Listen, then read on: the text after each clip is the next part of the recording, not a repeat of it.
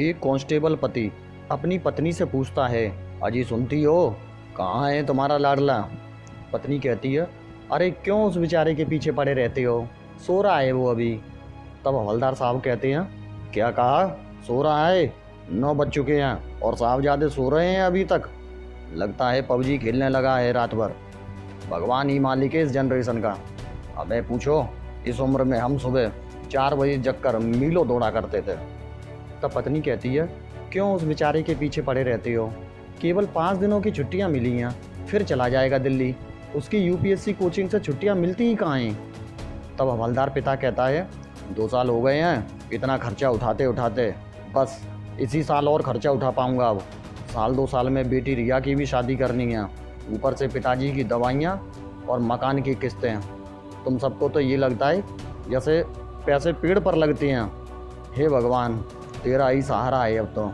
चलो शाम को लौट कर बात करूँगा तुम्हारे लाडले से, थाने पहुँचना है मुझे अब। शाम को जब हवलदार पिता थाने से लौट कर आता है तो वो अपने बेटे रोहन को आवाज़ लगाता है, रोहन रोहन, पर कोई जवाब नहीं मिलता। पूछने पर पता चलता है कि रोहन अपने दोस्तों से मिलने गया है। और कुछ समय बाद जैसे ही रोहन घर पे आता है तो उसके पापा उसे बुलाते हैं, अरे रोहन इधर आओ, मुझे कुछ बात करनी है। रोहन डरते डरते पापा के पास जाता है तो हवलदार पापा पूछते हैं, बताओ बेटा, पढ़ाई कैसी चल रही है तुम्हारी। तब रोहन कहता है, अच्छी चल रही है पापा। तभी पापा कहते हैं, अजी सुनती हो, ये सिगरेट की बदबू कहाँ से आ रही है। रोहन, कहीं तुम तो सिगरेट नहीं पीने लगे हो। तब रोहन कहता, न न न नहीं तो। उसके पापा कहते हैं, झूठ मत बोलो, मैं पुलिस वाला हूँ, सब समझता हूँ।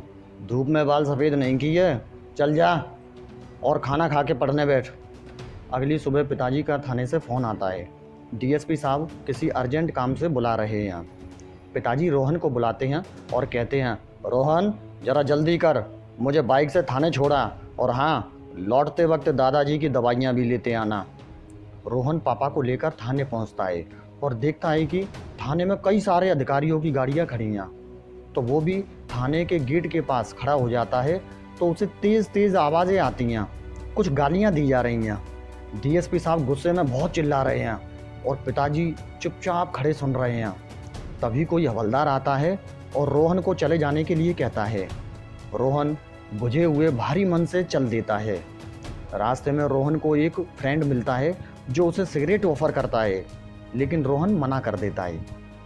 शाम को जब पापा थके हारे घर लौटते हैं तो रोहन पूछता है, पापा क्या हुआ था आज थाने में। तब कांस्टेबल पिता कहता है, कुछ नहीं बेटा, रोज़ का काम है हमारा, कोई खास बात नहीं थी। लेकिन रोहन समझ जाता है कि पापा कुछ छुपा रहे हैं। 2 दिन बाद रोहन दिल्ली वापस लौट जाता है। इधर पापा घर में बताते हैं कि उनका ट्रांसफ़र दूसरे शहर में हो गया है, तो उन्हें अब वहाँ जाना पड़ेगा, और अगले दिन वे भी चले जाते हैं। इधर रिया जब रोहन को कॉल करती है तो उसका फ़ोन लगातार बिजी बताता है। रात को 1-2 बजे भी वो ऑनलाइन दिखाई देता है। तो रिया एक दिन रोहन से पूछती है, क्यों हीरो, पढ़ाई कैसी चल रही है। तब रोहन कहता है, अच्छी चल रही है डियर। रिया कहती है, अच्छा, फिर रात रात भर ऑनलाइन कैसे रहते हो, कोई गर्लफ्रेंड का चक्कर तो नहीं। तो रोहन कहता है, पगली, तू जैसा सोच रही है ऐसा कुछ भी नहीं है। फिर एक दिन रोहन के फ्रेंड्स एक प्लान बनाते हैं कि शहर में जो नया पब खुला है, आज शाम को वहीं पार्टी करते हैं, बड़ा मज़ा आएगा, सुना है बड़ी चकाचौंध है वहाँ। शाम को रोहन और उसके फ्रेंड्स नए पब में जाते हैं और सिगरेट के धुएं के छल्ले बनाते हुए जैसे ही मेन गेट पर पहुंचते हैं, उन्हें एक लंबा चौड़ा सिक्योरिटी गार्ड दिखाई देता है, जिसे देखकर रोहन का एक दोस्त उसके बाइसेप्स को टच करके मजाक करते हुए पूछता है, वाह यार, बड़े मस्त डोले सोले बना रखे हैं तूने, कुछ हमें भी बताओ इसका राज। गार्ड कुछ नहीं बोलता, बस उन्हें सैल्यूट करता है। लेकिन रोहन ये सब देखकर शॉक्ड हो जाता है और अब रोहन का मन पब में नहीं लगता और वो जल्दी ही पब से निकलकर हॉस्टल में पहुंच जाता है। इधर रिया जब रात को रोहन को कॉल करती है तो रोहन ठीक से बात नहीं करता। तो रिया उससे पूछती है, क्या हुआ हीरो, तेरी तबीयत तो ठीक है ना, या गर्लफ्रेंड छोड़कर भाग गई, और अब तो रात को ऑनलाइन भी नहीं रहते हो, बताओ ना क्या बात है।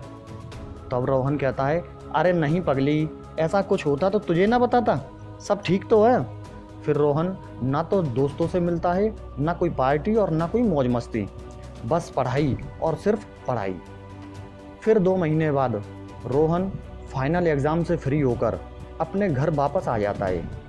उस समय उसके पापा भी घर पर ही होते हैं। अब रोहन का रूटीन बिल्कुल बदल चुका है।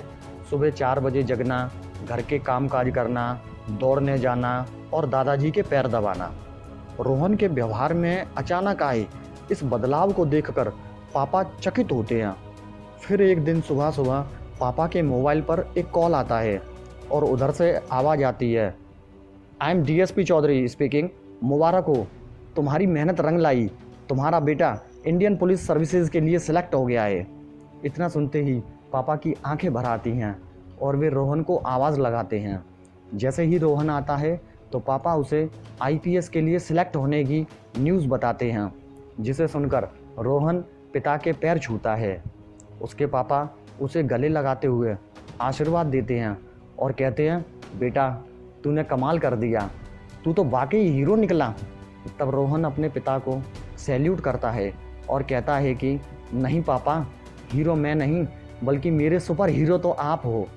कितने कष्ट उठाकर मुझे पढ़ाई करवाते रहे, नौकरी चले जाने के बाद भी किसी को पता नहीं चलने दिया और घर का खर्च चलाने के लिए सिक्योरिटी गार्ड तक की नौकरी करने लगे। इसे सुनकर पापा रोहन को गले लगा लेते हैं और उनकी आंखों से आंसू निकलने लगते हैं, पर ये आंसू खुशी के होते हैं। सहकर कष्ट जमाने के तनिक नहीं वो रोता है, चुपचाप सह लेता है पीड़ा को, तभी तो हर एक पिता सच्चा हीरो होता है।